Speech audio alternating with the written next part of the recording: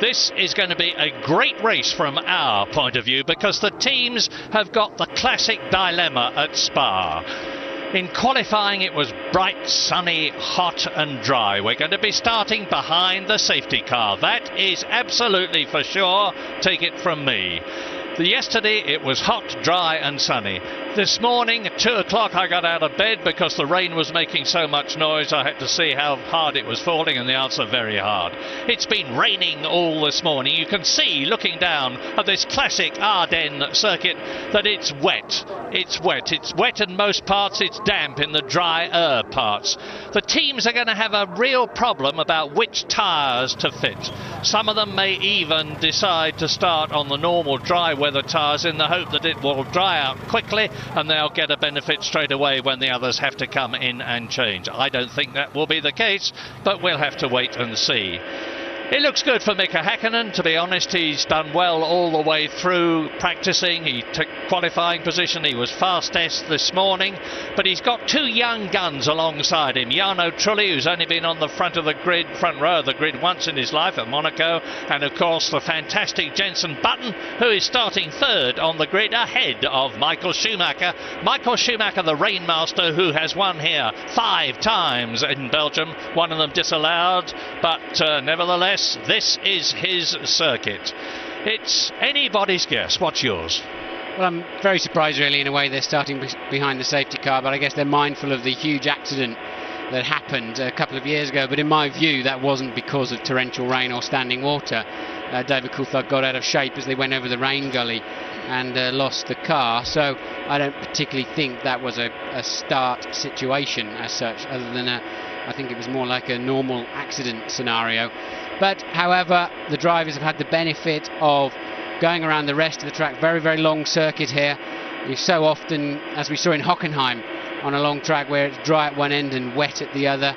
I was testing here last year in the middle of the year for Toyota in the Le Mans car, and it was snowing. The test actually got snowed off. So strange weather around here. Talking to 4 or 5 teams, some say it's going to rain very heavily before the end of the race. Others say it's not going to rain for the rest of the afternoon. Completely different scenario. But of course the drivers at the front, and Häkkinen in particular, will be very, very pleased about this safety car situation. He was nervous clearly in the press conference yesterday after qualifying, realising he's got Trulli alongside him, who's relatively experienced, and young Jenson just behind him, who he was quite clearly without sort of being negative towards the younger guys. He was quite clearly concerned about it. So it suits all of those at the front. Michael Schumacher may well have been asking for the safety car start, but he probably had the most to gain by having a regular start. Well, whatever, the La Source corner is the one that has caused problems at the beginning of many a Belgian Grand Prix. So Mika Häkkinen, I think, has got most to gain from this situation. He'll come behind the safety car. He'll know when it is going to pull in. He will have a clear track in front of him, and he'll have a car's length advantage over the rest. Well, they're just taking the covers off, as you can see, and the medium wet that I showed you on the grid walk is the one that every car I can see out of the window has on. So unsurprisingly, that is the tyre they're going to run. There's not a lot of deep standing water anywhere, and I don't think they'll have aquaplaning problems. They will all have to have lifted the car this morning because the plank and the floor underneath can powerboat sometimes if there's a lot of standing water later on in the car, just aquaplaning off the road, literally because of the water pressure on the floor of the car lifting the wheels off the ground. So the cars will be a bit higher. They will have softened them off with the anti-roll bars, softened the springs a little bit, Jenson Button 2 on those medium wets, and I think also they will have added some fuel to give themselves a bigger window. They noticed this morning after 12 laps of running the track was not fully dry at all, so they're expecting the track to take about 20 laps to dry, I think, unless the sun bursts through, and I imagine they'll be running just a little bit longer in this first stint than they would normally do so. I would think that when the lap times come down to around about 2 minutes, and the pole position time this year was Mika Häkkinen's 1 minute 50.6 seconds, when the lap times come down to around about 2 minutes, we can expect to see them coming in and switch to dry tyres if it doesn't rain. My hotel proprietor, who's a bit of a weatherman, says it is going to rain, so again, we'll have to wait and see. So I'm expecting when they get round to the end of this lap, Murray, that they'll just carry on behind the Mercedes-Benz. And, well, actually, I think it's the wrong call. I know it's dangerous out there. I know it's terrifying. I've raced here many, many times in the rain. That first lap, heading up to Les Combes, you can't even see your own steering wheel sometimes. But, you know, we've started races here at Spa with 5 times more water on the track than they've got there. I really think this is an overcautious call this time. Well, just let's remind you what the order is behind the safety car as they make their way down from Les Combes to Rivage, which is turn 8 in this 22 corner circuit, 4.4 miles long. Mika Häkkinen is leading round, and behind him is Jarno Trulli, the young Italian in the yellow Jordan. Then it's Jenson Button, Michael Schumacher, the Rainmaster. David Coulthard is 5th on the grid. Ralf Schumacher is 6th, so both the Williams BMWs are in the top 6. So safety car is coming in at the end of this lap. Effectively, the clock has started for the race. And so they're counting this as the formation lap. As normal, this is part of the Grand Prix, just like the green flag lap would normally be as they go round to the grid, with the exception that there will be no start procedure. So the race starts now. My understanding of the computer here is the safety car will peel off into the pit lane, will not go through the bus stop, and it's then Häkkinen who becomes the safety car effectively, becomes the pace setter, but I think he'll be long gone by then, if he understands. And the teams will now be on the radio to the driver saying, safety car is in this lap, and that's going to confuse more than a few of them. Yeah, and they have to hold station until they've gone over the start and finish line, and that of course is before La Source. Is anybody going to get the jump on the man in front of him or the men in front of him? It calls for superlative timing in this situation when the cars are already rolling on the track. Jarno Trulli having a look on the inside of Mika Häkkinen's McLaren. There's Ralf Schumacher. Jacques Villeneuve is well up. Watch him. He's in 7th position in the BAR. And this year he's not got through La Source flat out. There's almost a dry line. Eau Rouge, sorry. There's very few of them. I don't think I've ever seen a trace in my life where they genuinely went flat out, and the green flags are waving. This race is effectively underway now. So, safety car, we're looking at them as they come through the chicane, and the Belgian Grand Prix at racing speeds is on. Mika Häkkinen leads Jarno Trulli. Michael Schumacher has a look on the inside of Jenson Button as they go round La Source. No changes yet. David Coulthard still there in 5th position, and Michael Schumacher closing up marginally on Jenson Button as they come into Eau Rouge. It looks flat. It's anything but over the crest. So there is Button, Schumacher, and Schumacher is definitely closing on the Williams. Yes, Button quite cautious through Eau Rouge there. Michael's got a run at him, but I don't think he's close enough. Coulthard's not far behind either, and now they're all in the ball of spray. So Jenson Button's got the visibility. Coulthard trying to go around the outside there of Michael Schumacher, so he appears to have some good straight line speed. That'll come in useful later on. Meanwhile, Häkkinen carelessly moving ahead at the front. And still, as they come down to Rivage again, Schumacher is coming up behind Jenson Button, but cannot, of course, get past the Williams at this point in the race. Now, it looks to me as though the circuit is going to start drying out. We'll get a dry line emerging at some point in the future. Meantime, David Coulthard is right up behind Michael Schumacher, and Mika Häkkinen, of course, is stretching away. And David Coulthard on this lap has gone through the first sector faster than anybody else. It's Button, Schumacher, Coulthard, Häkkinen still leading. Jarno Trulli second in the Jordan, and in 6th place Ralf Schumacher. No change there. I can't imagine this pressure for a 20-year-old like Button to have Michael Schumacher bearing down in a Scarlet Ferrari in the early stages of his first ever Belgian Grand Prix. But look already at the dry line beginning to emerge as Häkkinen keeps moving ahead. Coulthard was quite slow in the middle section. He's dropped away now from the back of Michael Schumacher, but they're all very much line astern. Now let's make this quite clear. As this circuit dries out, it's going to be critical when they come in for dry weather tyres, because if you stay out too long on wet weather tyres, they overheat, they start to chunk, they lose their tread, and therefore you lose grip. and it could be an inspired decision like the one that won Olivier Panis the Monaco Grand Prix in 1997 to change tyres that wins this race. But that is in the future. Meantime, there is Rubens Barrichello. He's gained 1 place in the Ferrari. He started 10th on the grid. He's got ahead of Johnny Herbert. Remember, Rubens Barrichello started 18th at Hockenheim for the German Grand Prix and came through to win it with an inspired drive. There is the race leader, Mika Häkkinen, going up to Les Combes on lap 3. And Häkkinen already finding the need to go over on the wetter part of the racetrack to cool those wets. They were chunking this morning. They've got to somehow make them last into the first sensible pit stop window. I would have thought about lap 12, so that they can get through the race with only 2 fuel stops. So they need to conserve the tyres, and already Häkkinen going over to find some puddles. But everybody does that, and quite quickly even the offline parts of the racetrack become much drier. So they're round the very difficult Pouhon as we look down from the helicopter onto the circuit at La Source. Häkkinen leading the yellow Jordan, then Jenson Button, then Michael Schumacher. Behind Michael Schumacher, David Coulthard, and then the Williams BMW of Ralf Schumacher. And there's Barrichello. The point of that replay, I think, is watching Barrichello passing Herbert.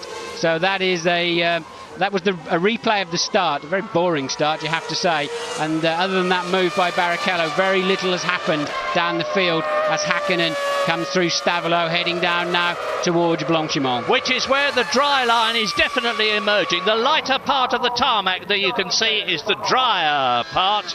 And you can see even now that there is spray coming up from the tyres. There's a lot of trees in that sector of the course. They release moisture and wetness onto the track for quite a long time. But Mika Häkkinen now is leading by 2.1 seconds at the end of the 3rd lap. He's just made the fastest lap of the race, 2 minutes 5.4 seconds. And look at Button coming up the inside of Trulli. Jenson Button takes 2nd place with a great outbraking manoeuvre. Can he find the traction? No, Trulli's taking it back again. Button having to run wide because of the speed he carried into La Source and lost that place. But that shows what James Allen was saying earlier on about Button and Williams and BMW being determined to win this race if they can is certainly absolutely right. Jenson Button attacking right from the start, and this is only his 13th Grand Prix. He's going for it again at Les Combes. Has a look round the inside of Trulli with Michael Schumacher still not making up ground. And meantime, of course, Mika Häkkinen is pulling away all the time. David Coulthard closing up on the Ferrari, and behind him Ralf Schumacher. It's 2nd, 3rd, 4th, 5th and 6th virtually together. Yes, Häkkinen 1.5 seconds faster than anybody else on the last lap, and 2 seconds faster than most in the top 7 of the field. So Häkkinen really hooked up, found some grip, found some confidence. It's truly under pressure, and Jenson Button looking calm and still finding time to go over and cool those tyres a little bit. Look, virtually a dry line through Pouhon. Yeah, and Button 0.4 of a second faster than Trulli on the previous lap. He's pushing all the time. Jarno Trulli is definitely holding up. Now, this is an enormous benefit for Mika Häkkinen, and the man who is really suffering at the moment is David Coulthard. Remember, he is 3rd in the World Championship, only 6 points behind his teammate, and if David Coulthard can't get ahead of Häkkinen and win this race, or at least finish in front of the Finn, there's a danger that he may have to resort to team orders from Ron Dennis and the McLaren team in future. Now, if Jenson can stay close through Blanchimont, he must have a great chance of going down the outside of Trulli. I'm sure he's going to, and outbrake him. No, he's positioned his car wrong. He's let Michael through. Bad mistake there from Jenson. He went the wrong way completely. He needed to go around the long way around the outside there. He really snookered himself on that move. Michael Schumacher then is attacking up to 3rd position. Jenson Button won't take that line down. He has another look. David Coulthard is still there. Behind David Coulthard is Ralf Schumacher, and Button attacks again. Hits Trulli, spins the car. Button keeps going and Coulthard gets through.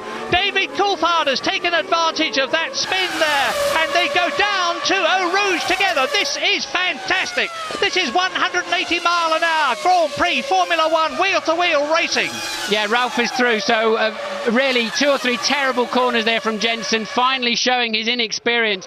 A clumsy move on Trulli. He came in too late. Trulli had already been surprised by Michael Schumacher. Jensen tried to capitalise on that, but there really was nothing else going to happen except Trulli turning in on him, and then managed not to make contact with Coulthard. Coulthard leapfrogged the pair of them, and then Ralf Schumacher making good on the move too. Bitter goal for Jarno Trulli, who was doing so well and had qualified second, but now that's opened up things for Michael Schumacher. The crowd loves that. You can see the scarlet jackets waving because Michael Schumacher now is second to Mika Häkkinen. Mika Häkkinen has put up the fastest lap of the race in just over 2 minutes and 5 seconds. Remember what I said earlier on, when the lap times come down to about 2 minutes, we can expect them to start coming in for dry weather tyres, but that's not yet a while. And Ralf Schumacher has a look at David Coulthard now, and Ralf Schumacher is ahead of Jenson Button, unseen by us. No, we covered that one, Murray. Ralf Schumacher cleared Jenson Button. They were side by side into Eau Rouge. Hopefully we'll see a replay of that, and Jenson quite sensibly yielding to his teammate. His teammate had the line. There was no point in them tangling in such a fast corner, and they live for another day. I'm not sure how Coulthard is going to handle Ralf Schumacher behind him. Coulthard appears to have a major problem in the middle sector of the race. He's 2 seconds slower than teammate Häkkinen. He's clearly got a balance problem on the car. They've been changing the car for the conditions, and Coulthard not at all hooked up in the middle part of the lap, and I think he's going to have those Williams keeping him close company for a while. Michael Schumacher, let's see what time he does. He's still 1.4 seconds slower as Michael Schumacher than Häkkinen up front. Häkkinen now with a 10.8 second lead. Yeah, the McLaren engineers and Häkkinen together have done a superb job on getting the balance of the car right. They were working at it all through Friday in the 2 practice periods. Here is Zonta, Ricardo Zonta in the BAR, going over the chicane there at the end of the lap. He won't suffer there, and lap 6 now, and here coming towards us is Michael Schumacher in second place. Some cars coming in the pit lane, Murray. I think they're going to slicks already. Some cars, and I can see the Ferrari mechanics outside my window ready too. So some cars ready to go to slicks this early. Yeah, in has come Nick Heidfeld, in has come Marc Genet, in has come Verstappen, and there is Heidfeld coming out. He's changed his tyres on the Prost from the wet weather tyres to the dry ones. So now Heidfeld is out on the track, so's Verstappen, so's Genet. They've lost time in the pits, but they could gain it. And look at Button. Button in the background pushing his teammate Ralf Schumacher very hard indeed for 4th place.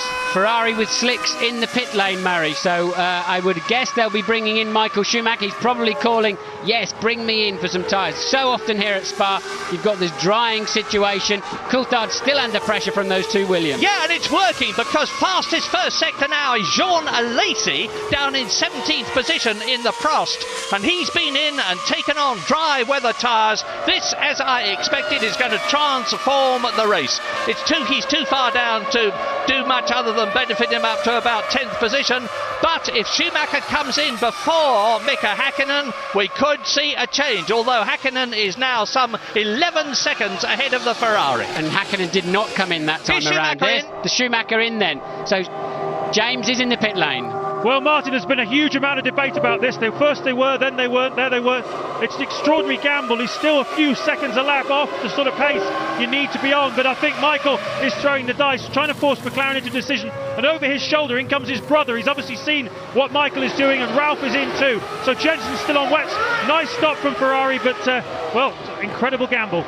Yes, I think it's a smart move. You've got Alesi out there much faster than anybody else. Those that have stopped are faster. Even cars that are significantly slower than the leaders normally are already faster, James. I think McLaren have made a mistake by staying out this extra lap. We'll soon know, because the fastest lap we've had so far as Frentzen exits the pit lane, followed by Rubens Barrichello. The fastest lap we've had so far in the opening laps in the semi-wet conditions was Mika Häkkinen, 2 minutes minutes and 5 seconds. Now, if Schumacher, yes, Jean Lacey has just gone round in 2 minutes and 2 seconds. So that's 3 seconds faster in the Prost than a Lacey in the McLaren. Schumacher could really benefit from this. Yes, McLaren have made a mistake here. They should have had their 2 drivers in at least one of them now last time around, because this means that still one of the McLaren drivers has to do a further lap. They can't, but they're too close together on the track to come in.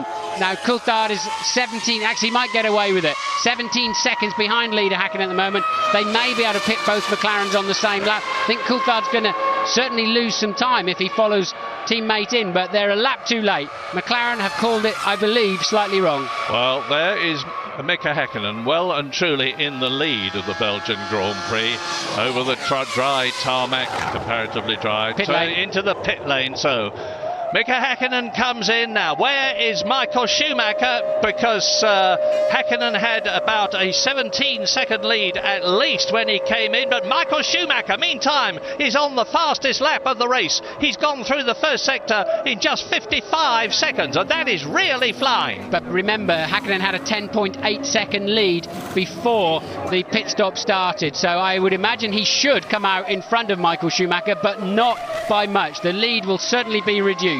Well, there's just been a flash past the commentary box. I missed which car it was. So there is Häkkinen turning on and rejoining the circuit, followed by his teammate David Coulthard.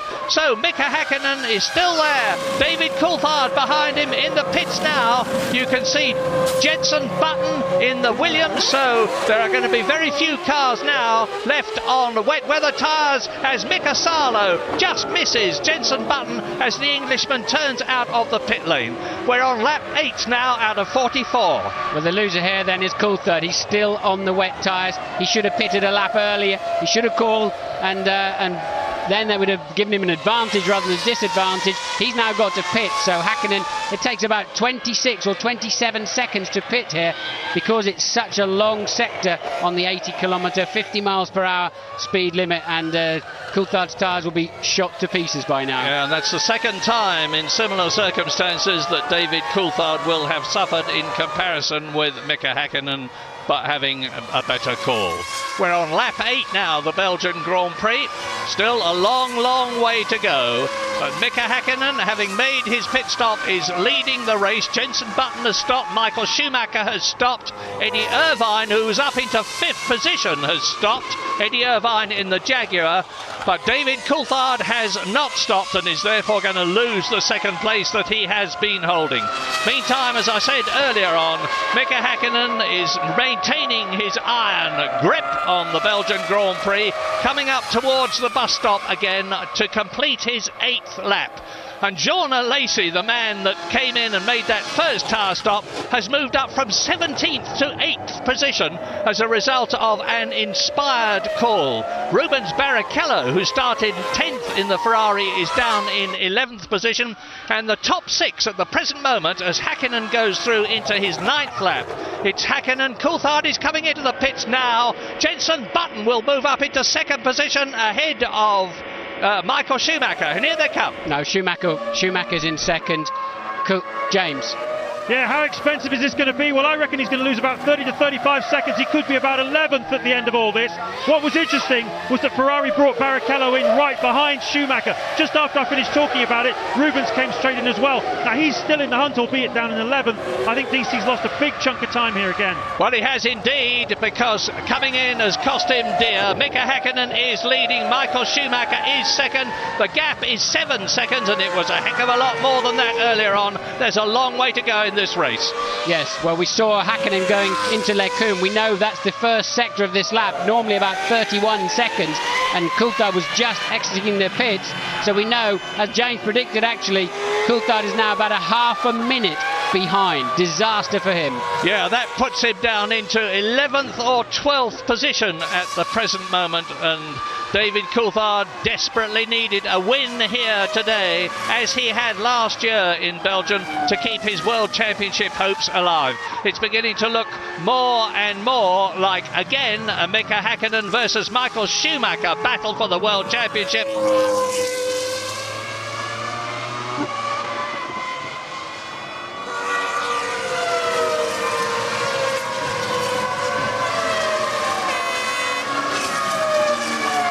So lap 9, and with Rubens Barrichello swarming all over the back of Jacques Villeneuve's BAR, you're looking at that battle now, and Villeneuve is in 7th position.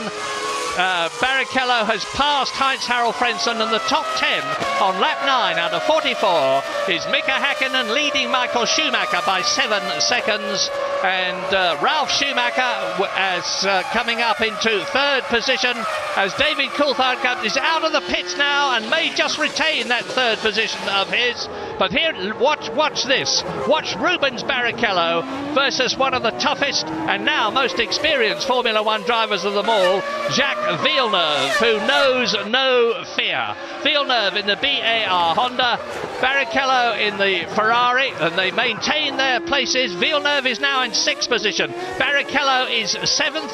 Ahead of both of them, you just see the Williams BMW of Jenson Button, who is 5th. Jean Alesi maintaining his meteoric pace, which is something that we've not seen this year. We've seen him driving very quick, but not lasting very long. He's actually in 4th position, and the top 3 are Mika Häkkinen, Michael Schumacher, and out of the race goes Giancarlo Fisichella in the Benetton after that enormous crash he had this morning. That's a tricky place there for the marshals. They'll need at least double waved yellow. Safety car is standing by.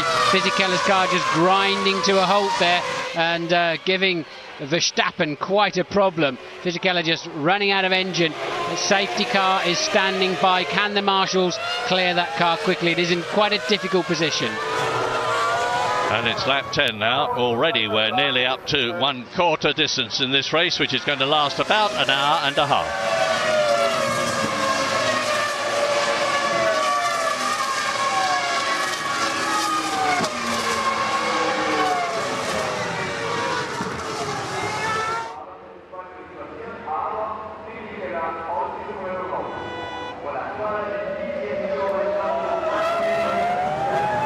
Is lap 10 out of 44 in Belgium, and Michael Schumacher is starting marginally to cut into the lead of Mika Häkkinen. He's now, and here is Giancarlo Fisichella, followed by Jos Verstappen in the arrows, bouncing his way across the chicane, and there's some sort of a problem. He moves to one side, and Jos Verstappen goes through and gains the place. He's up into 16th position. Yes, Fisichella's car there, engine dying on him, and that's put the safety car on standby while we're in a break, but I do not believe they'll have to use it. I think they've managed to clear Fisichella's car out of the way, and the race will continue. Michael Schumacher, fastest lap of the race. Down comes the gap to Mika Häkkinen, which was some 10 seconds, now is 5.1 seconds.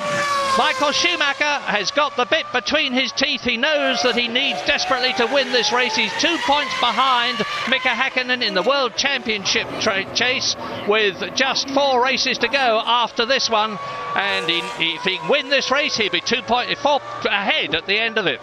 Coulthard ended up in 9th place now after that disastrous moment when he chose not to come in as early as possible for slicks and then had to go 1 extra lap while Häkkinen was in for his stop. I think they could have pitted the 2 McLarens together, but it does take time to get the other tyres out, get the other fuel rig ready, but nonetheless it's cost Coulthard a lot of time. He's down in 9th place. So Häkkinen, Michael Schumacher, Ralf Schumacher in 3rd, Jean Alesi, the first man to go onto slicks, is in 4th, Jenson Button 5th, Jacques Villeneuve 6th, Barrichello 7th, Frentzen 8th, Coulthard 9th, Pedro Diniz, who has not stopped yet, in 10th place. And if Michael Schumacher there can't catch Häkkinen, no one else can. This is the man you are watching who won here in 1992, only his 2nd year in Formula One, and then he was driving a Benetton. He won again in 94, only to be excluded because of a faulty plank underneath the car. He won in 95 for Benetton. He won in 96 for Ferrari and 1997 for Ferrari. And Louise Goodman has news for us. I'm standing here with Jarno Trulli. Jarno, I guess Jenson Button's not your best friend at the moment. Well, I'm disappointed. I know it can happen. Unfortunately, it happened between me and him, 2 young driver. I think it was just a misunderstanding, especially it thought that was enough room to overtake, but in fact there was not, and it just hit me on the back and the spawn, and the engine stalled. I was struggling because my tires went, especially my rear tires, because track was drying up and I was on IQ level. Thank you, Jarno. Bad luck. Well, that's magnanimous of Jarno Trulli, and David Coulthard is pushing now. He's in 9th place behind. There he is in the background as we look at Jean Alesi revelling in the conditions and in a Prost which is actually going well for once. He's in 4th position as Fisichella walks in, having talked to Louise. Mika Häkkinen now is only 4.9 seconds ahead of Michael Schumacher. So Schumacher then a new fastest lap of a 1:56.1. He's now brought the gap down to 4.9 seconds, and Ralph holding station there in 3rd. So Alesi's early move, early gamble. He really had nothing to lose, did he, running so far down the field? He went to slicks at least a lap earlier than anybody else, and 2 and 3 laps earlier than some of the others, and it paid off immediately. In fact, he would be the trigger for most of those early pit stops. They would have seen immediately his first section time on the wets, on the slicks rather, was already much quicker than anybody else, and that triggered all of the rest of the stops that we've seen. The most experienced man in Grand Prix racing. This is his 180th Grand Prix. There is the gap between Mika Häkkinen and Michael Schumacher, which is continuing to be marginally reduced lap by lap. It's down to 4.6 seconds. Michael Schumacher has gone fastest again, 1:55.2. The fastest lap last year was 1:54, as near as makes no difference to the nearest 1/10 of a second. The circuit is still damp in parts. They're staying on the dry bits, and it's Williams BMWs in 3rd and 5th places. And if Jean Alesi can get some points for Prost by staying in the race and staying in the points, it will break their duck. They've gone all this season without scoring a single point, and they richly deserve one after all the travail they've had. So sit back, you're watching a great duel now between 2 double world champions. They're in a league of their own. They're 1.5 to 2 seconds faster than anybody else on the racetrack. They're trading fastest times. Mika Häkkinen come through with a new fastest lap. Michael Schumacher just 4 odd seconds down the road beats that straight away, and Häkkinen sets off then on yet another fastest lap. They're really just head to head now. And if Alesi can keep up the pace, he's going to catch Ralf Schumacher for 3rd place before very much longer. He is lapping some 0.8 of a second. There's Fisichella. It was Jarno Trulli, of course, that Louise Goodman was talking to, and Alesi is lapping some 0.8 of a second faster than Ralf Schumacher, 3rd position, and out. Häkkinen. That's Häkkinen, Mika Häkkinen running off the circuit. What has happened? Has it cost him the lead? As the camera cut to the McLaren. He spun in Stavolo. He spun on his way through Stavolo. He appears to be picking up speed.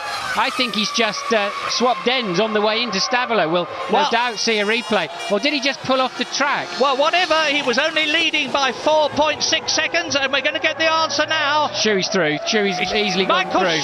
Michael Schumacher leads the Belgian Grand Prix. Oh, there he is, and there in the background is Mika Häkkinen. This is a terrific development. Mika Häkkinen was some 4 seconds ahead of Michael Schumacher. Whatever happened to him, the spin at Stavolo has cost him dearly. It's cost him the lead. Yes, it was a spin. Car 1 spun and continued at turn 15. That's Stavolo. So Häkkinen, I hope we see a replay as Heidfeld out of the race. I hope we see a replay. I suspect Häkkinen's just caught a white line somewhere, and the cars swapped ends on him. Now he is the pursuer, and Michael Schumacher has a lead of 5.6 seconds to defend. On lap 14 out of 44, so 1/3 of the race completed. 5 times Belgian Grand Prix winner Michael Schumacher for Ferrari can regain the lead in the World Championship if he can stay where he is, but 2/3 of the race still to go. Ralf Schumacher is now pulling away from Jean Alesi and starting to close on Häkkinen. Of course, now here, have a look at this as we look down on the Ferrari, waiting for the replay to start and rejoin the race, and there is Michael Schumacher. Jenson Button is still there, secure ahead of Jacques Villeneuve, who's again in the points for BAR, and Rubens Barrichello is moving through the field, not as quickly and dramatically as he did in Germany, but he's now up from 10th to 7th. He's 1 place off World Championship points behind Jacques Villeneuve, and he's lapping faster than the BAR. He is 0.4 of a second behind him.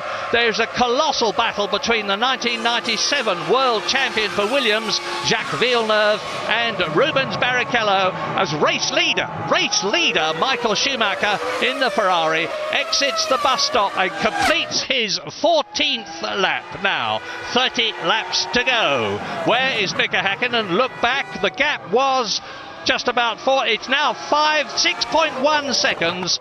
Michael Schumacher has lapped half a second faster. We're just going to see a replay here. This is Häkkinen having quite a small spin. I think they've been struggling to find it, the Belgian TV crew here. They just caught the end of it. I think he almost certainly caught a white line on the way in, and it was a half a spin, effectively.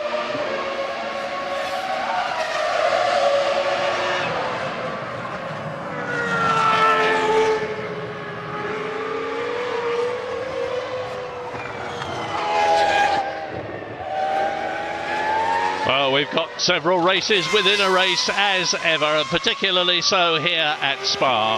A fantastic duel between Michael Schumacher and Mika Häkkinen, the two World Championship leaders, for victory at Spa. Then there's Ralf Schumacher, Jean Alesi and Jenson Button, 3rd, 4th and 5th. The Williams BMWs maintaining the pace. BMW have been patiently developing that engine through the season. It's their return to Grand Prix racing after having been out since 1983, and what a brilliant return it is too. And you're looking now at the white car of Jacques Villeneuve, who is in 6th position, leading the Scarlet Ferrari of Rubens Barrichello, the German Grand Prix winner, battling for 6th position. Notice the dry line. The darker bit on the left is damp, not wet now, and I'm looking up into the skies as I talk to you, and I'm hopeful that it is not going to rain again this afternoon. If so, we're going to have a repeat of the cars coming in to change from dry weather tyres to wet weather tyres, from the 4 groove tyres to the more heavily treaded ones, to shift water off the surface of the track. That is Mika Häkkinen through the bus stop. The gap on the previous lap was 6.1 seconds. Michael Schumacher has gone faster again, a new fastest lap this year to increase the gap over Mika Häkkinen to 6.5 seconds. And Ralf Schumacher still hanging on there. Well, if they stay where they are now, Michael Schumacher will regain the World Championship lead by 2 points, and there's no doubt in my mind that the World Championship is going to go down to the last race in Malaysia.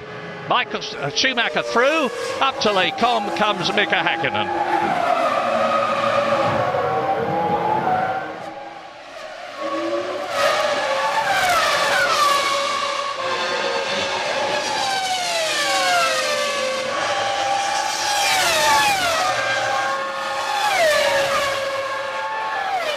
Lap 16, and this is the battle in the race as you look at Jacques Villeneuve in 6th position, being challenged by Rubens Barrichello. Behind Barrichello is Frentzen, only just behind him, and David Coulthard, who suffered from that very late pit stop, is down in 9th position.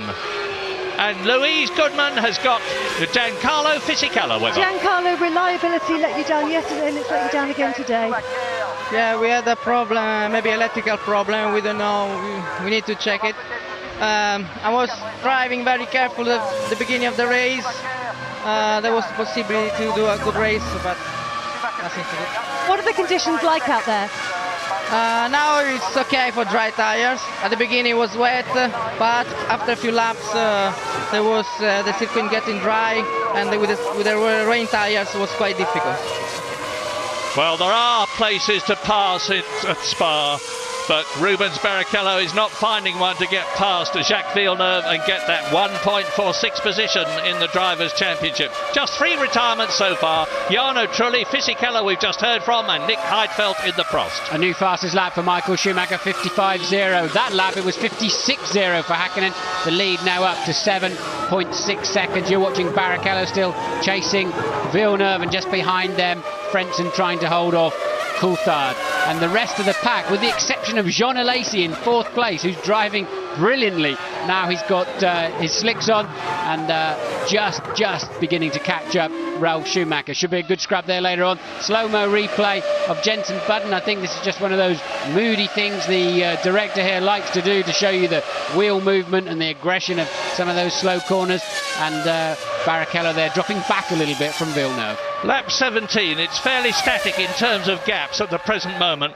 Michael Schumacher in the lead is easing away from Mika Häkkinen. Ralf Schumacher is steady in third position. Jean Alesi is steady in that determined and well-deserved fourth place as a result of that inspired tyre call. Jenson Button is 10.1 seconds behind Alesi in fifth position. But Jacques Villeneuve, the battle between Jacques Villeneuve and Rubens Barrichello, who are forcing each other on, is enabling them to close on Jenson Button in fifth place. James Allen?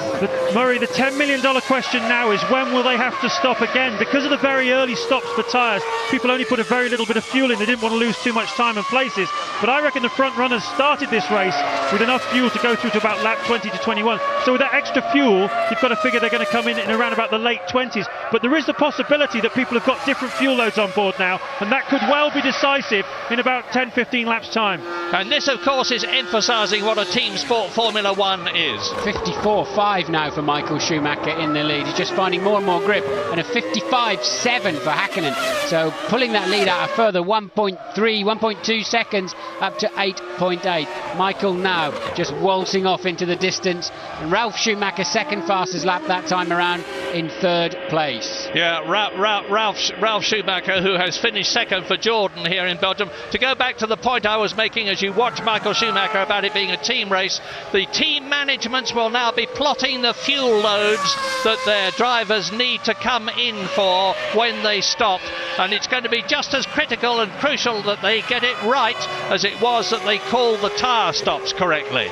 And Michael Schumacher, now the master of Spa and the rain master, as I was talking on earlier on, is continuing to pull away. Watch Michael, Murray. He's going onto the wet parts of the track, although he's on dry tyres.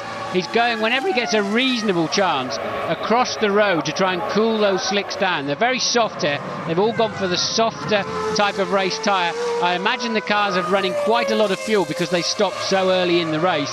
And Michael feeling the need just to cool those tyres down.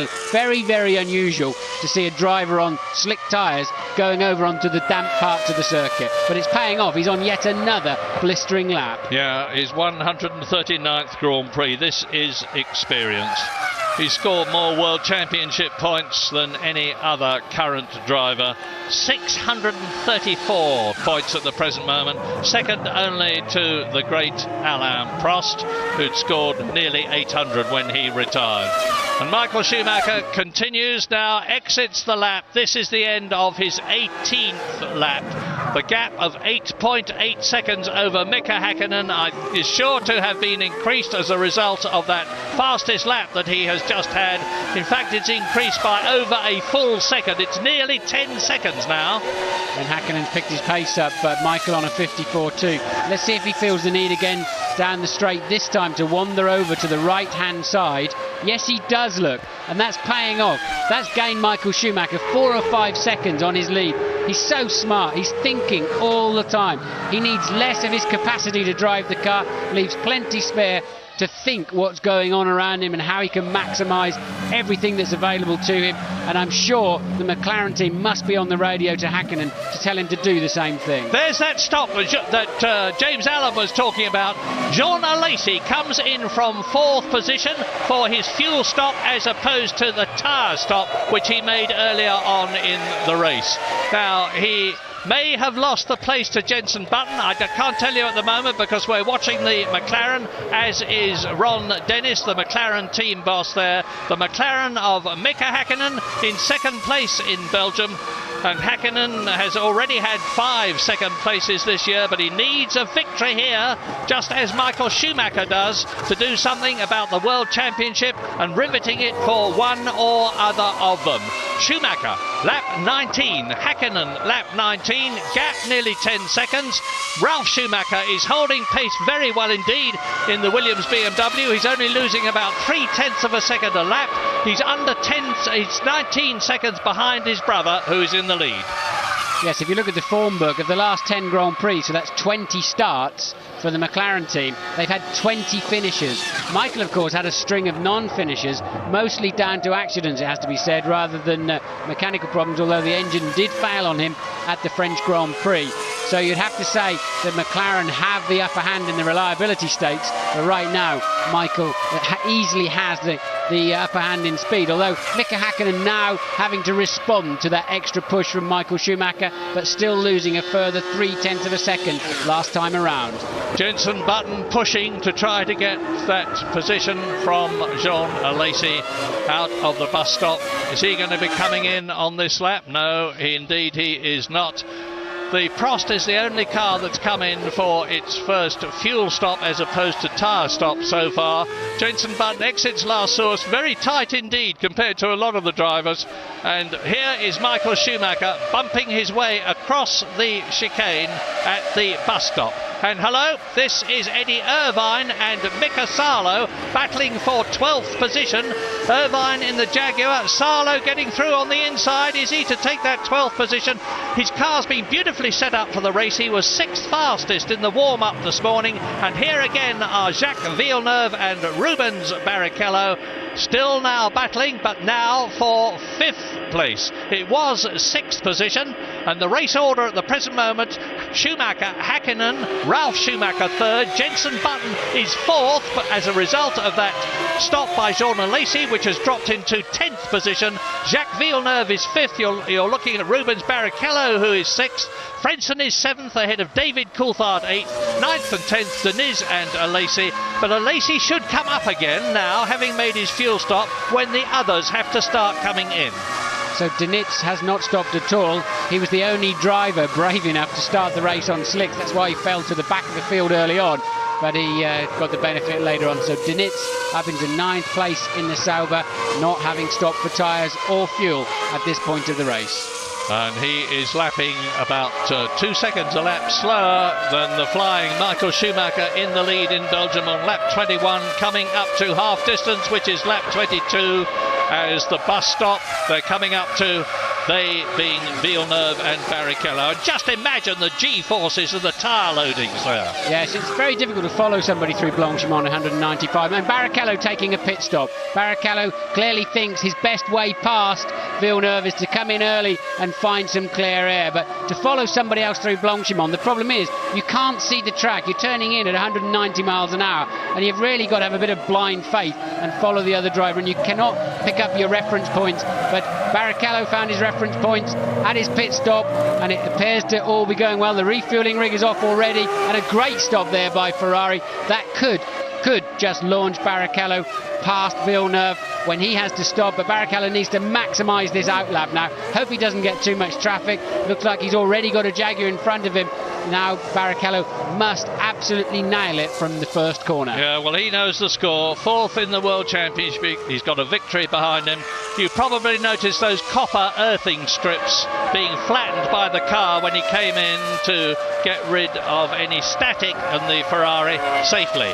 So Rubens Barrichello on what is an increasingly dry track now. The fastest lap we've had so far, Michael Schumacher on lap 18, 1 minute 54.2, and that is about 0.3 of a second slower than Mika Häkkinen's fastest lap last year, when the conditions, of course, were very much better. And the gap between Schumacher and Häkkinen is now 10 seconds as you watch David Coulthard battling Heinz-Harald Frenzen's Jordan for the last World Championship point at the moment, 6th place.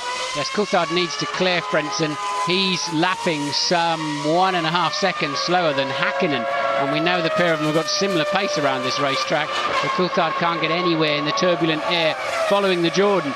If he's going to have any chance of some sensible points today, he needs to clear this Jordan very quickly. His World Championship chances are beginning to slip away this afternoon. This is a bad afternoon for David Coulthard in the year 2000. Yeah, you have to say, Martin, he's had some pretty rough luck this season one way and another. He lost those 6 World Championship points in Brazil for a car irregularity, which was no fault of his after he'd finished second. Yes, but I'll be wondering why he didn't demand to come in earlier for slick tyres. It looked like it was ready for slicks. If I can see it up here, I'm sure they can feel it and see it down there. It looked like slicks. He should have demanded, unless he was told he couldn't come in, of course. Well, Pedro Diniz has finally made that stop from 9th position. The last man to make his first stop comes in from 9th place in the Sauber. Incidentally, there's a strong rumour going round here that Johnny Herbert, who we thought was going to race in America next year, is in fact again going to rejoin the Sauber team next season. I emphasise, as ever, it's a rumour. I think that's got to the bottom of that a little bit. That's a bit something having a laugh, starting a rumour. I think it came not very far away from Johnny, actually, seeing how fast it would come back to you and how far round it would go on its way. Gone to a lot of people now, then. Never. About 40 million. Schumacher in the Schumacher in. James. A little bit earlier than we expected, but that's because we've been doing a bit of research. We found the fuel nozzle when he came in first time round was only on for 2 seconds. It was only 24 kilos of fuel. So in comes Michael Schumacher. Now the target here is to get back out again ahead of Jenson Button. That's what Ferrari are trying to do, and certainly ahead of Jacques Villeneuve. A quick word also on Rubens Barrichello's stop. That was a switch, guys. He's now on a 3-stop strategy. Keep an eye on for him. Right, well, the seconds are ticking and 11.1 of them go as Michael Schumacher exits the pit lane. He was leading Mika Häkkinen by 5 seconds, just over 5 seconds when he came in. Now, where is Jenson Button? Well, there is Ralf Schumacher. So it looks as though the Ferrari objective has been achieved. The gap between Ralf Schumacher, who's 3rd, and Jenson Button, who's 4th, was 17 seconds. And now the Ferrari is sandwiched between the two Williams, and Michael Schumacher has made his stop. Now Häkkinen has been told to push. He's just done the fastest first section of any lap this afternoon by some margin indeed. So Häkkinen, the team will have been on the radio. You must maximise these next few laps because Schumacher stopped very early, as James pointed out. I would have thought there's just enough fuel gone in that car. James will be calculating it anyway to get him to the end of the Grand Prix. Häkkinen now on a push.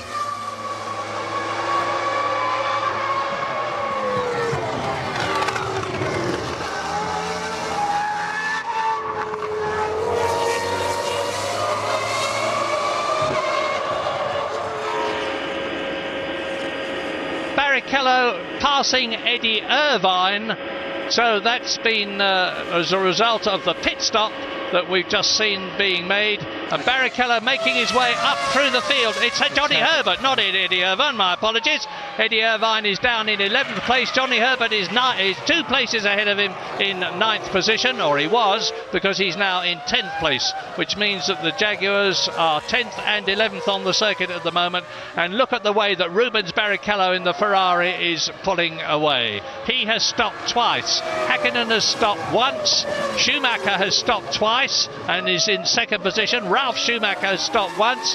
The earliest man then to have stopped twice is John Alesi down in 8th position as Mika Häkkinen goes through Eau Rouge again, absolutely blasting through. He goes through there at about 180 miles an hour and he's pulling away hand over fist from Gaston Mazzacani, the Argentine driver in the Minardi, who is 19th and last in the race, which was started by 22 people, 3 of them out in order of disappearance. Jarno Trulli, who had that coming together with Jenson Button, Fisichella and Nick Heidfeld in the Prost. And Alain Prost, as Häkkinen watches the monitor, Alain Prost will be keeping his fingers crossed that Jean Alesi, who's been well up in the points and is now down in 8th position, can get back there and score the first World Championship points for Prost this season.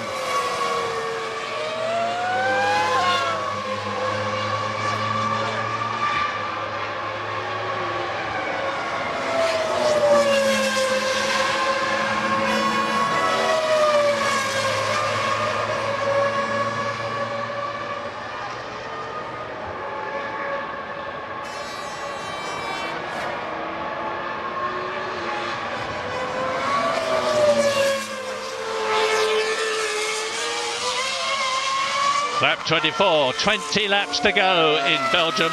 You're looking at Ralf Schumacher, who is currently in 2nd position in the Williams BMW behind Mika Häkkinen as a result of his brother Michael having made that early stop in the Ferrari from the lead. Michael Schumacher is in third place ahead of Jenson Button, who has only stopped once in the Williams BMW. He's in fourth place. The two Williams BMWs are second and fourth at the moment. That's the best they have been this season.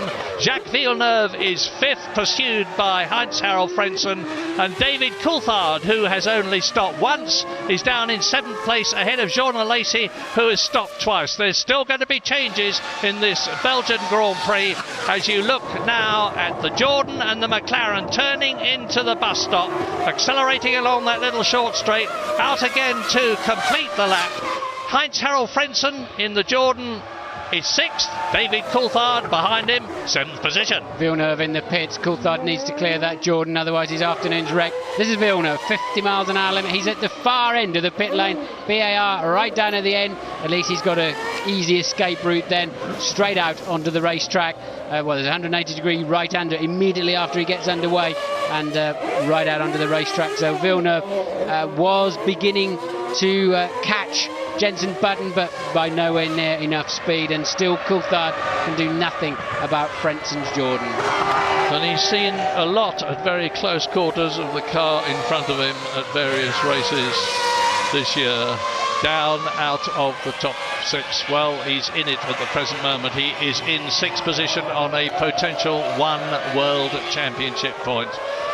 Jacques Villeneuve has been in now, and that's as a result of the BAR coming into the pits that Coulthard has improved his position. And Frentzen bumps over the sore teeth of the chicane there. And we're on lap 25 now, out of 44. And I've got a feeling that there is still a lot of drama left in this race. So Häkkinen is 14.2 seconds ahead of Michael Schumacher at this stage of the race. We think Schumacher's fueled to the end of the race, so Häkkinen needs to be significantly further down the road. Ralf Schumacher's pitting on this lap, I'm just seeing on the computer. So Ralf in, that'll put Michael back up to second place. And if Michael can peg Häkkinen's pace in this sector of the race, he's certainly going to end up in the lead later on.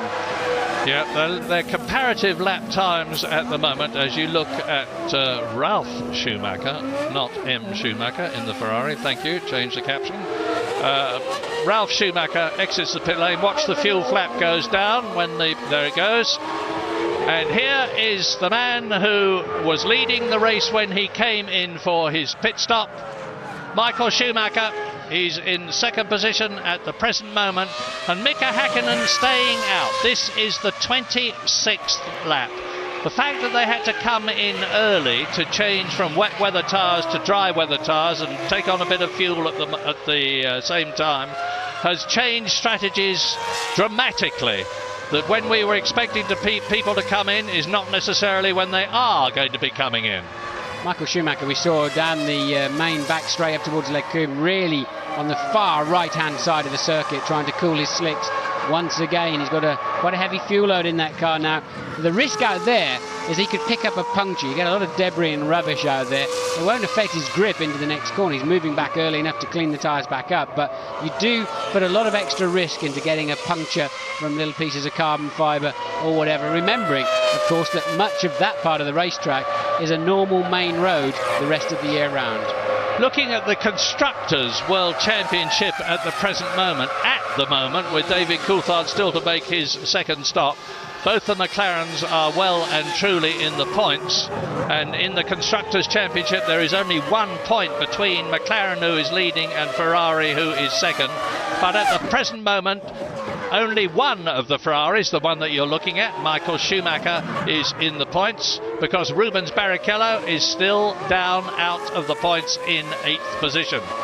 Michael losing about 0.3 of a second per lap to Mika now.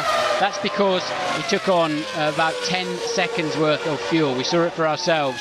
So Michael now with quite a heavy car. Every 10 kilos of fuel around here costs you half a second per lap in time, as Jenson Button comes in for his second stop of the afternoon from third position. He will now fall back behind teammate Ralf Schumacher and resume, I would imagine, in fourth. A reasonable stop again there for Jensen, and hopefully he won't have too much traffic when he moves onto the racetrack. Nothing coming down the pit straight. I think Jensen, and who was that? Well, it's a Ferrari going through there in the background, but now we're looking again at this continued battle all the way around the circuit between Frentzen and Coulthard, 5th and 6th, Jordan and McLaren. Now the Mugen Honda engine of the Jordan, which is going to have a full works Honda engine next year, has not had all that much development this year, so Frentzen is doing extremely well to stay ahead of the very powerful Mercedes-Benz powered McLaren of David Coulthard.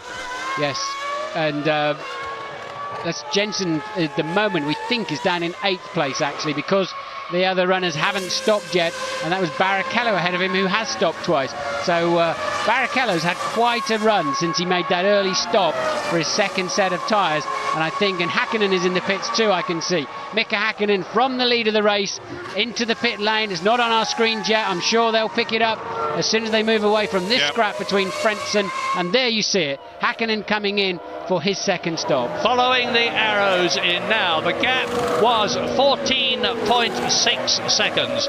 Michael Schumacher is sure to be taking the lead unless he encounters a problem. And out, that's a very good stop. 8.8 seconds for Mika Hakkinen now. I'm looking for the flash. There's the car going past. I just saw the top of it over the pit wall. Where is the Ferrari? That's now he's leading.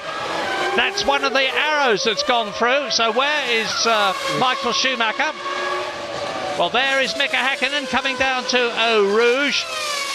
I saw the top of Schumacher's car. Yeah, going, there he is. Yes, there he is. Going underneath the wall there, but it was difficult to pick up how far he'd got before Hakkinen, in a different shot, came out of the pit lane. And as we thought, Michael Schumacher, who was 14.6 seconds behind before Hakkinen stopped, takes much longer than 14.6 seconds because of the long pit lane and the slow speed limit.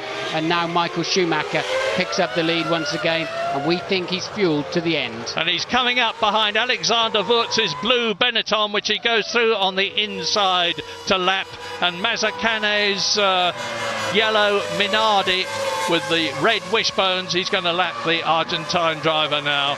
So he's lapped Verstappen, he's lapped Wurz, he's lapped Mazzucato. The next target will be Marc Genet in the second Minardi, and the top 10 on lap 28 out of 44 are now Michael Schumacher, Mika Hakkinen, Ralf Schumacher, Hans-Harald Frentzen. 5th is Coulthard, 6th is Alesi. Alesi is back in the points. Keep your fingers crossed for Alesi and Prost, they deserve it. Rubens Barrichello is 7th, Button is 8th, but will move up. Johnny Herbert in the Jaguar is 9th, Jacques Villeneuve is 10th in the BAR. So that was the crucial section of the race there for Michael Schumacher. While he had the much heavier fuel load I was explaining to you, he was still able to match Mika Hakkinen's times. Hakkinen could not stretch that lead with low fuel to be more than a pit stop ahead of Michael, and that really could well have cost Mika the race. Michael, a crucial stage of the race, and he made it work. Well, if Michael Schumacher wins this race, and I'm certainly not going to say he is going to win it, it'll be his 6th victory of the year. He's been trying so hard ever since he joined Ferrari in '96, and in come Frentzen and Coulthard together. Yes, so obviously McLaren called Coulthard in, and Jordan have very sensibly responded immediately to that. These two running line astern, and David Coulthard will be absolutely destroyed to see Frentzen coming in the pit lane ahead of him. Can they turn him around quicker than the Jordan? It's a reasonable stop, but yes, I think he's going to pass him. Yeah. Yep. Lucky there for Coulthard. The McLaren boys turned him around quicker than the Jordan boys, got Frentzen away, and that's a crucial thing, a crucial move there for Coulthard, and now he needs to keep Johnny Herbert's Jaguar behind him as he builds up tyre temperature and speed into Eau Rouge. So, watch for the Jaguar, there it is. Yep. And he has succeeded in doing so, and a classic indication of how you can change positions with a good pit stop. That's exactly what happened. David Coulthard had been sitting behind Heinz-Harald Frentzen's Jordan gearbox for lap after lap after lap, not able to do anything about getting past because disturbed aerodynamics and all the other problems that you have of following a car closely in front. But now he is ahead. Yes, and Frenzen's also ahead of Villeneuve, so Villeneuve's lost out quite badly. We didn't see, his stop seemed okay, actually we did see it. Remember, he was right at the end of the pit lane, but for whatever reason Villeneuve's had a bad run since that pit stop and fallen down the field. So Coulthard now showing, well, the computer hasn't sorted itself out yet from those pit stops. No, so I'm just going to wait until it does so. So easy to get it wrong when the positions are changing and we're waiting for things to be updated. However, no doubt at all about the fact that on the 2/3 distance lap, lap 30 out of 44, Michael Schumacher's Ferrari, which you are looking at now, is leading Mika Häkkinen's McLaren by some 5 seconds. There's Michael over on the what little bit of damp track is left now, and significantly on the last lap Häkkinen took 0.8 of a second out of Michael Schumacher's lead. Rubens Barrichello sets a new fastest lap of the race on a 54.0.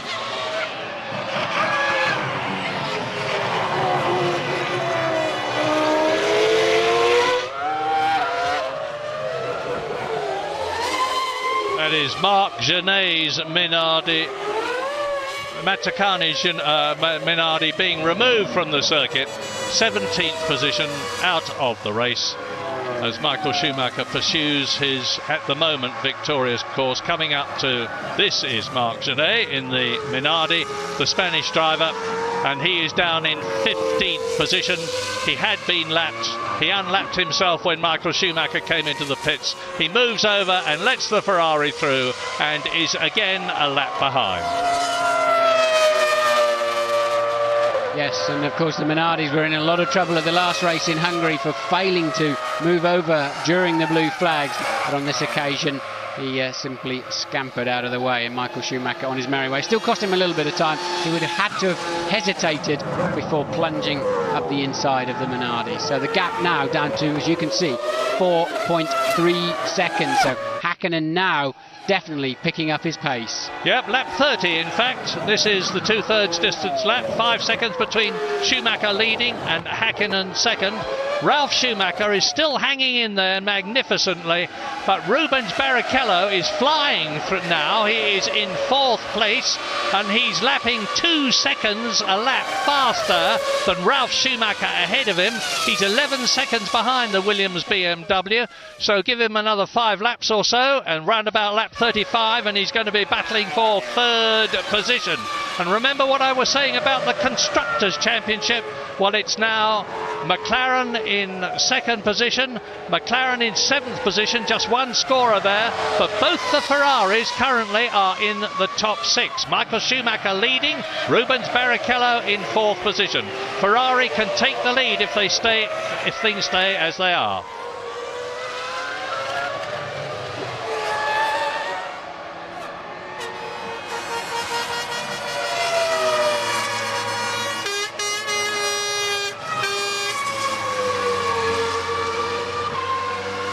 Mika Häkkinen is driving an inspired race. He's got the gap between himself and Michael Schumacher down to under 4 seconds.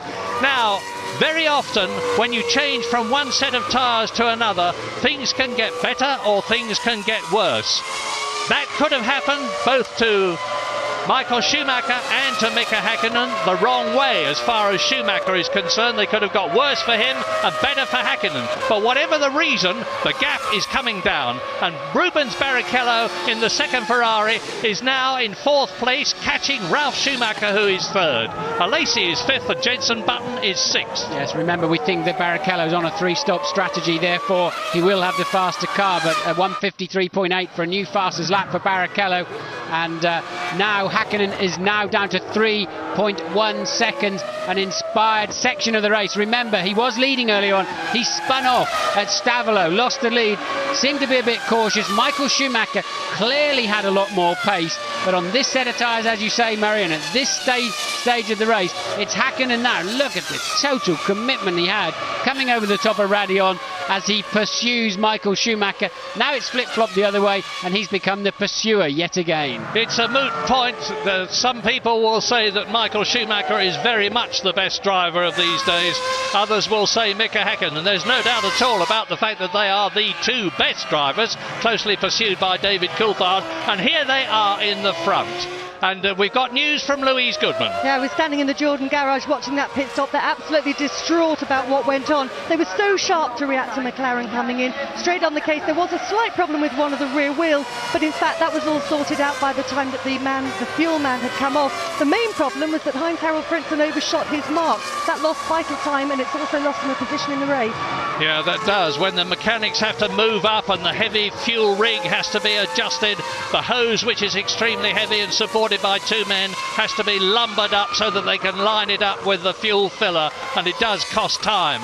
But now you're watching what's going to be a classic confrontation between the two top men with about 12 laps still to go. That's about 46, 50 miles still to go. And Mika Häkkinen is eating into Michael Schumacher's lead. I've said this many times before, I'll say it again. Catching is one thing, passing is another. But my goodness, catching is certainly what Mika Häkkinen is doing. On the previous lap, the gap, lap 31, was 3.1 seconds. Over the line goes Michael Schumacher. Over the line goes Mika Häkkinen. Down comes the gap by half a second to 2.4 seconds.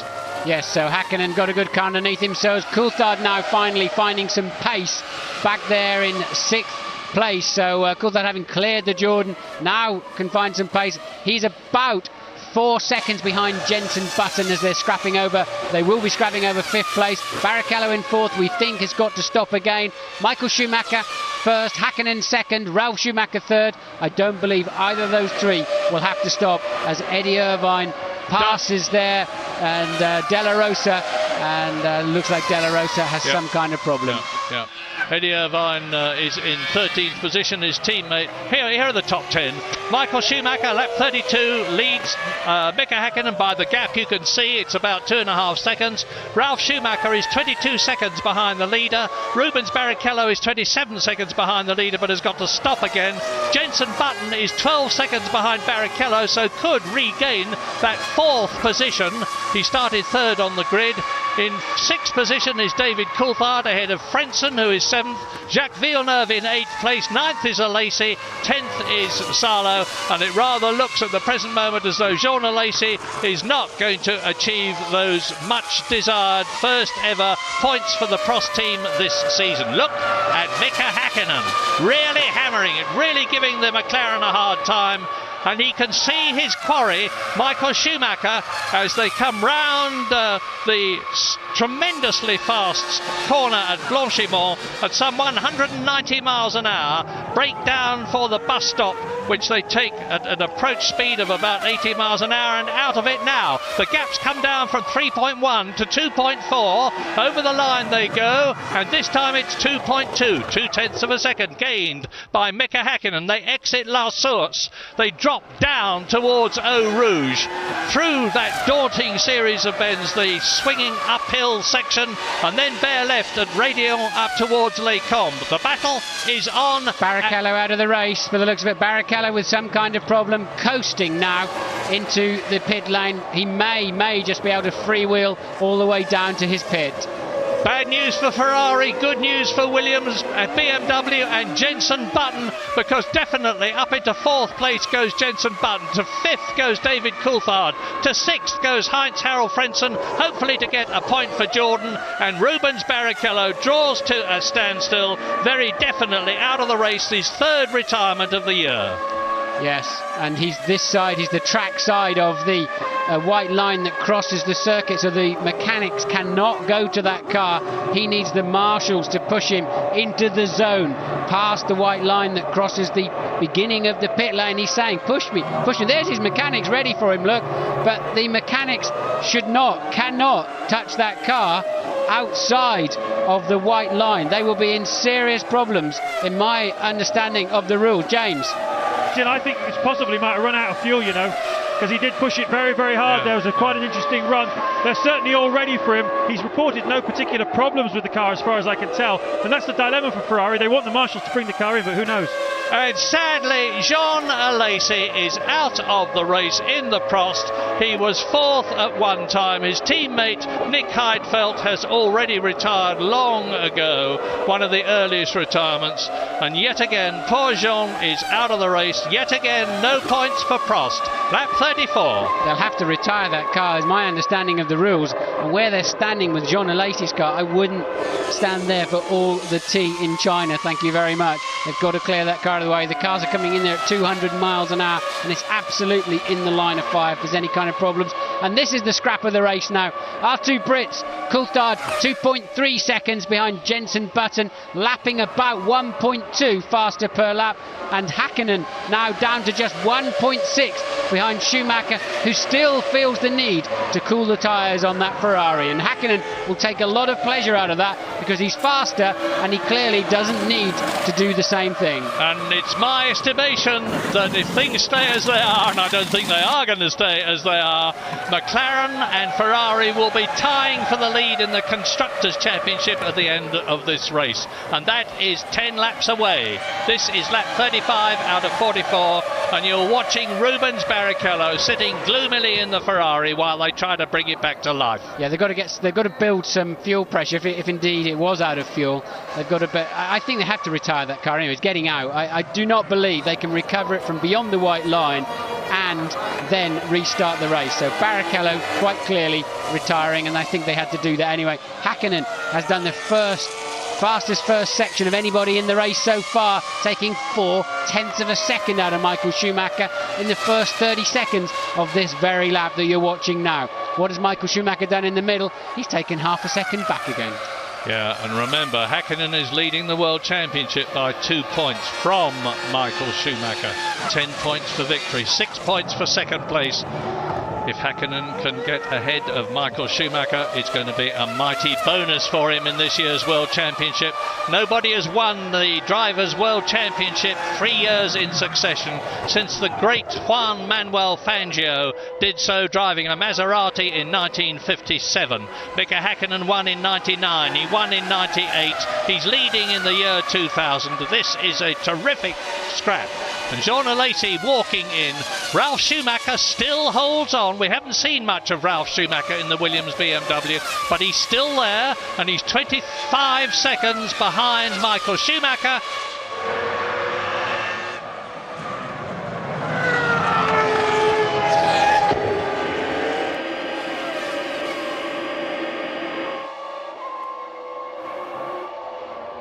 Jenson Button versus David Coulthard, battling for fourth position, and if David Coulthard can get ahead of the Williams BMW, it will definitely benefit McLaren in the Constructors' Championship. It will enable them to maintain their lead and increase it slightly over Ferrari, but it's going to be very close right to the end of the season. Now, Jenson Button has got the race of his life on his hands at the present moment, leading David Coulthard, who is in his 103rd Grand Prix. And Coulthard has the much better car under braking, so if he can stay anywhere near him into one of the major braking zones, Coulthard on the ragged edge there of on the way down to the hairpin. So clearly, if he can stay anywhere near Button's gearbox into a zone, he will pass him in my view.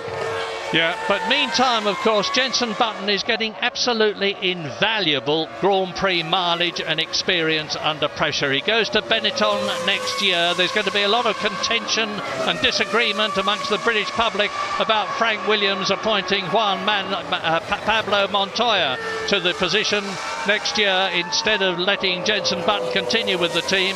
But Frank is the boss. He has to make the decision. The buck stops with him, and rightly or wrongly, he has decided that Button will be released just for 2 years, and he will come back to Williams in the year 2004. A very much mature driver with a lot of experience and maybe Grand Prix victories under his belt. So, lap 37 out of 44. The gap now is down to 1 second between Michael Schumacher and Mika Hakkinen. Ralf Schumacher third. This is the battle between and there is the Ferrari of Michael Schumacher, followed by Mika Hakkinen.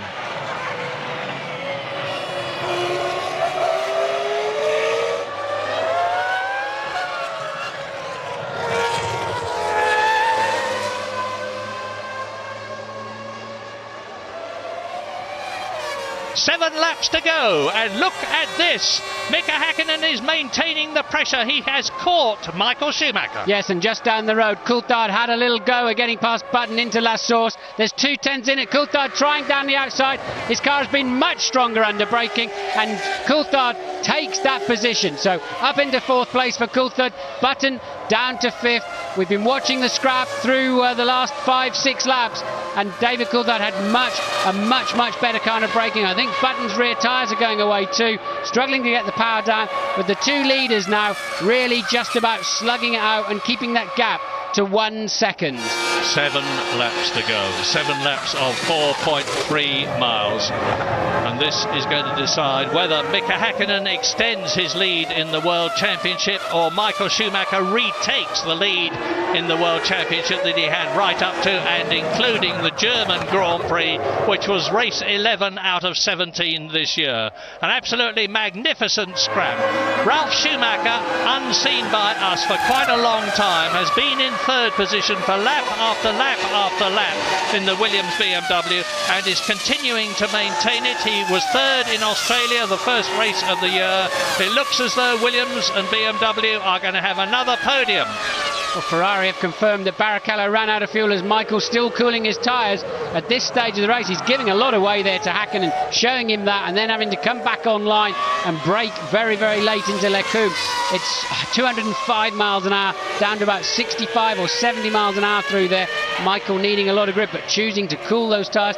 We know from the previous few races that the McLaren is much lighter on its tyres than the Ferrari, and you see it there easily for yourself as Michael Schumacher has to keep cooling them down, but it's at the moment able to maintain what is now down to 0.8 of a second lead.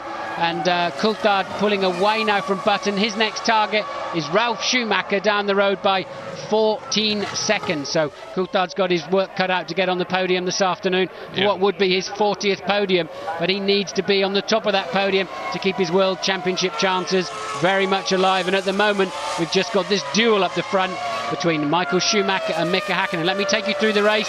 It started under the safety car, some drivers feeling it was too dangerous, and Michael Schumacher moving through quite quickly after that. Häkkinen though was maintaining a lead and spun off at Stavelot, giving this lead to Michael Schumacher.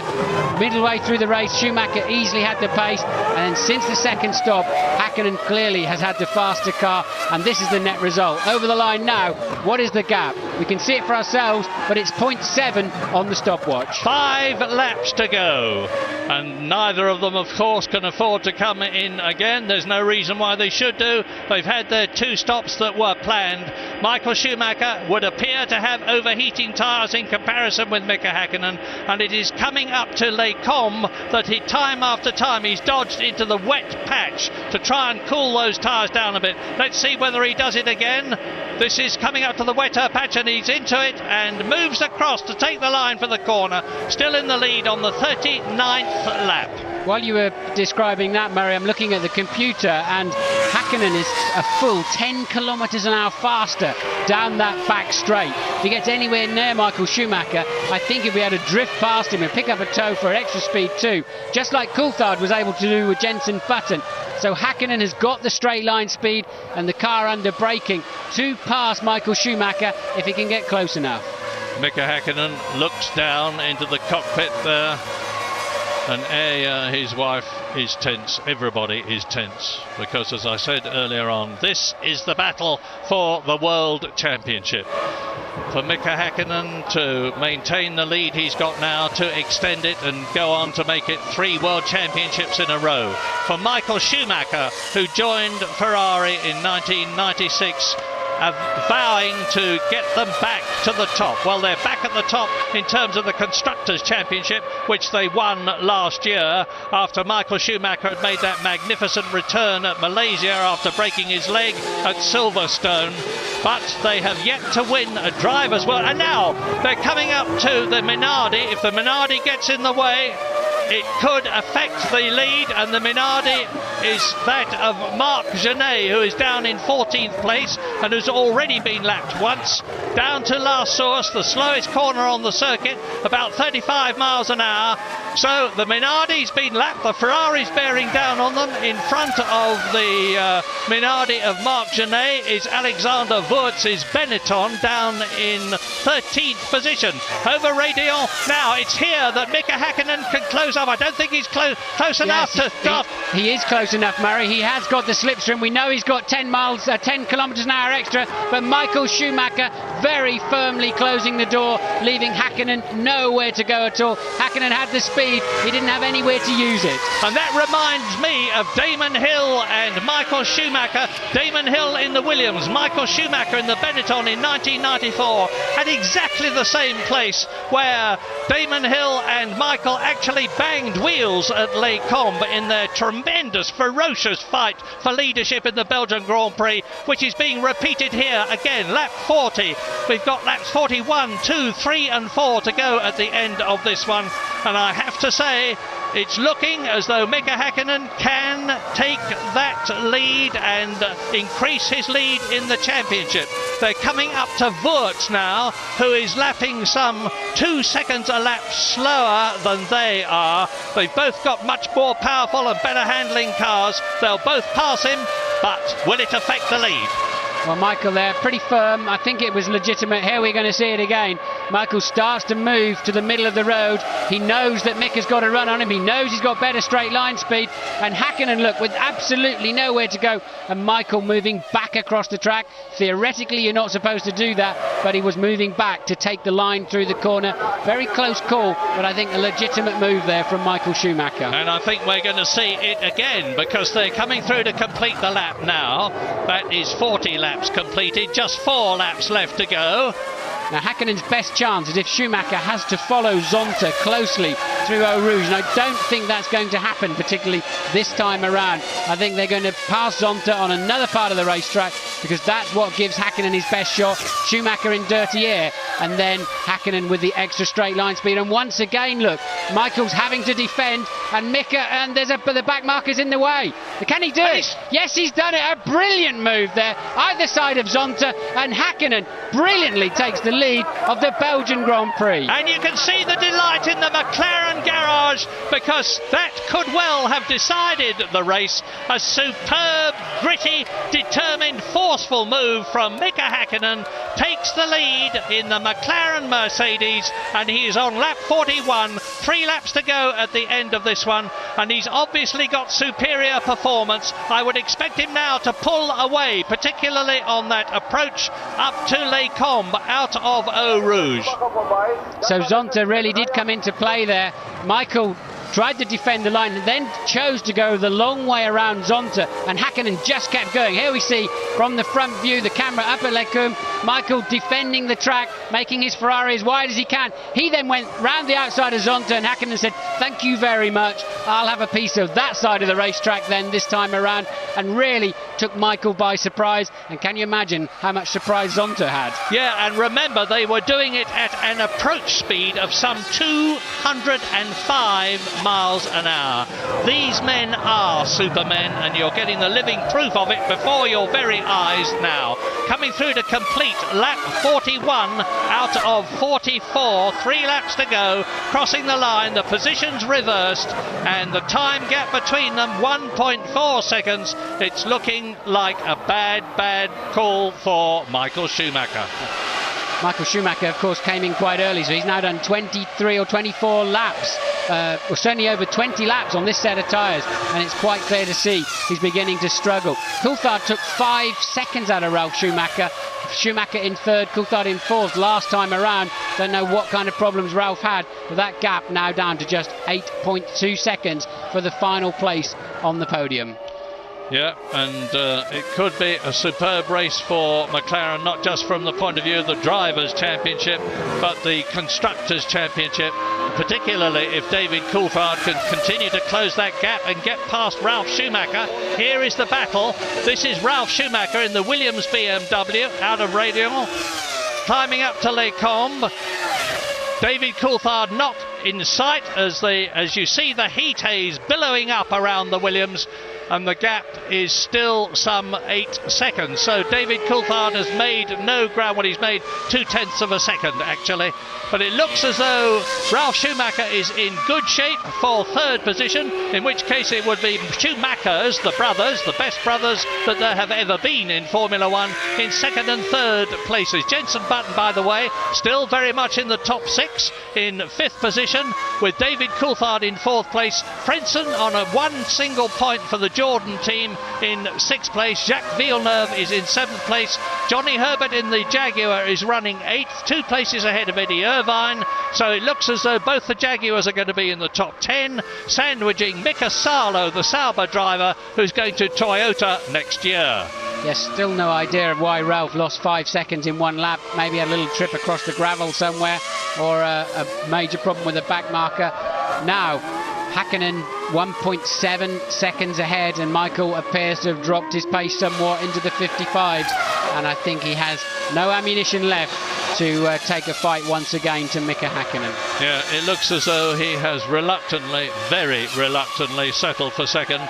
But Michael Schumacher is ever the realist. After the race has finished, when he's in the interview room, I have no doubt that he will be saying something like, I realised Mika Häkkinen had got the superior performance. I tried my very best to keep him back.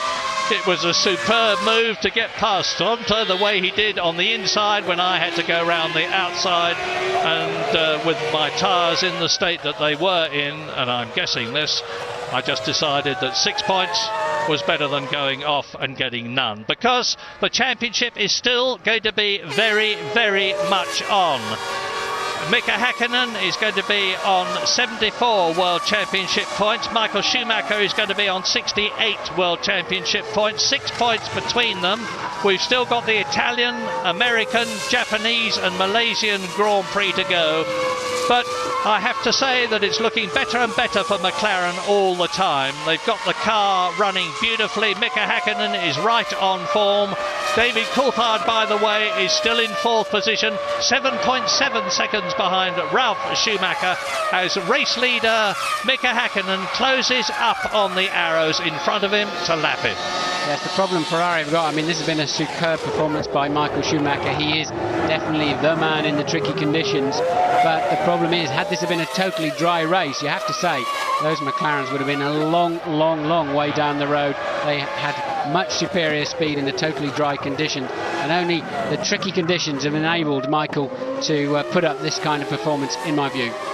Well, the arrows moves over, lets him through. Saw the McLaren approaching in the mirrors. Good manners, good bit of Formula 1 driving.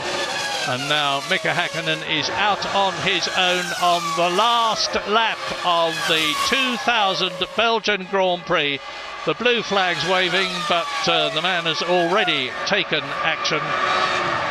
And Michael Schumacher has still got to get past. Well, Mika Häkkinen has driven a magnificent race. He's been on top in Belgium for the whole time. He was quickest in qualifying. He was quickest this morning. He's going to end up winning the race and getting those 10 World Championship points, and that will be his 4th win of the year. So the key point then was Michael Schumacher stopping early for his second stop, having a long run then to the end of the race. Those tyres giving up on him. He knew that from very early stages. He was already trying to cool them down despite being slick tyres on a slick racetrack, finding the damp patches, because he really knew he was going to struggle with tyre degradation later on in that stint. Häkkinen pitting some laps later, and Michael just could not do enough to fend off a flying Finn, who desperately seems to want that 3rd consecutive World Championship. And Michael is pushing right to the end, faster in the first sector than Mika Häkkinen, faster in the second sector by half a second than Mika Häkkinen, but the Finn has got it in the bag unless something dreadful happens in the closing few hundred yards of the race, as Michael Schumacher comes right up to the rear wing almost of the McLaren Mercedes. Mika Häkkinen exits the bus stop and for the first time in his career wins the Belgian Grand Prix by 1.1 seconds from Michael Schumacher. But it might just as well have been 1.1 hours from Michael Schumacher, because now Mika Häkkinen has stretched his World Championship lead as we see the superb Ralf Schumacher in this Williams BMW, which has gone so well for the whole of this year's season. The first time that BMW have returned and joined the Williams team, and he gets 4 World Championship points and another podium position to match that he got in Australia at the beginning of the year. And in 4th place, David Coulthard comes through to get 3 World Championship points for McLaren, so that's 13 points for McLaren, only 6 points for Ferrari. McLaren have stretched their lead dramatically in the Constructors' Championship. Yes, Coulthard then, a bad call early on for whatever reason. He should have been in the pits at least 2 laps earlier for slicks, and possibly even 3. 3 would have been a bit of a gamble, but I think that's cost Coulthard a serious opportunity this afternoon. I don't think he quite had the pace anyway of Häkkinen and Schumacher, but in any event, not even on the podium, down there in 4th place, so he loses a further 7 points to teammate Häkkinen in the World Championship. And for the 3rd time in his first season of Grand Prix racing, Jenson Button finishes in 5th position to get 2 World Championship points, and another absolutely brilliant drive, which will move him ahead, I think, of Jacques Villeneuve up to 7th position in the World Championship in his first season, but that's subject to confirmation. Meantime, just to confirm that Mika Häkkinen for McLaren and Mercedes-Benz has won the Belgian Grand Prix by the narrow margin of 1.1 seconds after 190 miles plus at Spa from Michael Schumacher, with Ralf Schumacher in 3rd place. Sure enough, Häkkinen is now 6 points ahead of Michael Schumacher in the World Championship.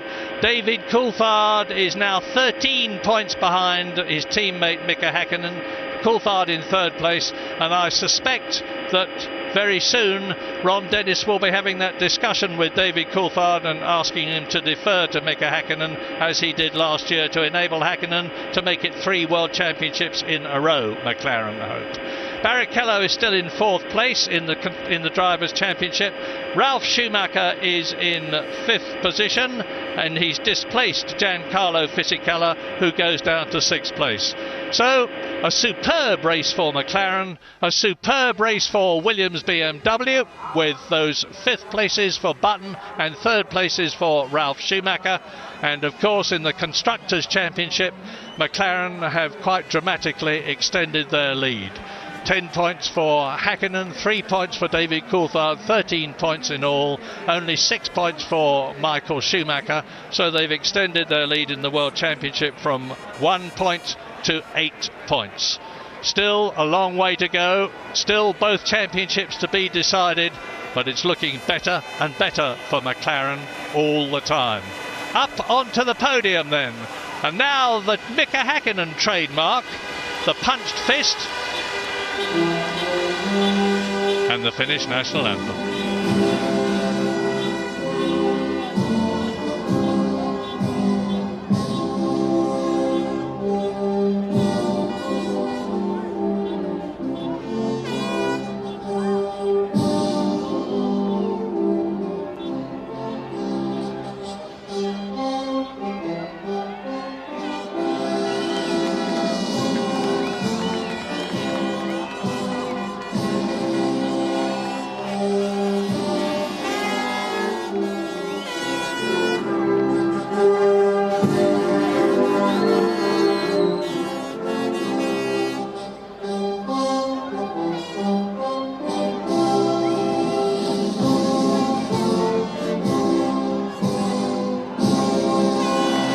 A very emotional time for Mika Häkkinen.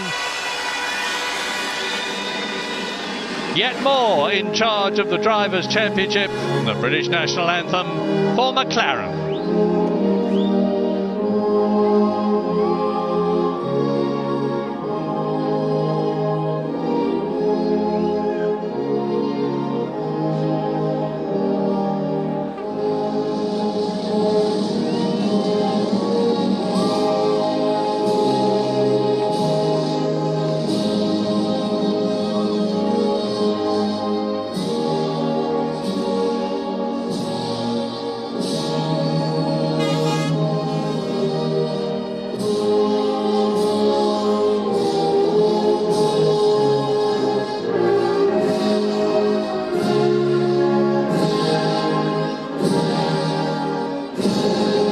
No wins without fins. Well, not here in Belgium anyway, as a very proud Joe Ramirez of McLaren watches his man Mika Häkkinen on the top step of the podium yet again.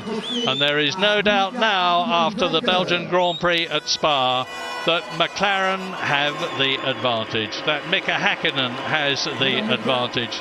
McLaren have worked long, hard, patiently and dedicatedly under Ron Dennis and Adrian Newey, their technical chief, and all the other people at Woking that have done such a terrific job for the team, and of course at Ilmore Engineering, who make the Mercedes-Benz engines at Brixworth. So McLaren go now to Italy at Monza in 2 weeks' time, knowing that their car will have the sort of advantage over Ferrari that it had here in Belgium. Not a big advantage, but enough for them to win the race. But Ferrari on their home turf at Monza will be straining every muscle to regain the initiative, as of course will Michael Schumacher. And congratulations to Ralf Schumacher, who gets his third place award after a magnificent drive, a very, very worthy drive. So McLaren can be very happy, so can Mercedes-Benz. Ferrari less happy. Williams and BMW together, I should think, must be ecstatic. They didn't expect a season like this.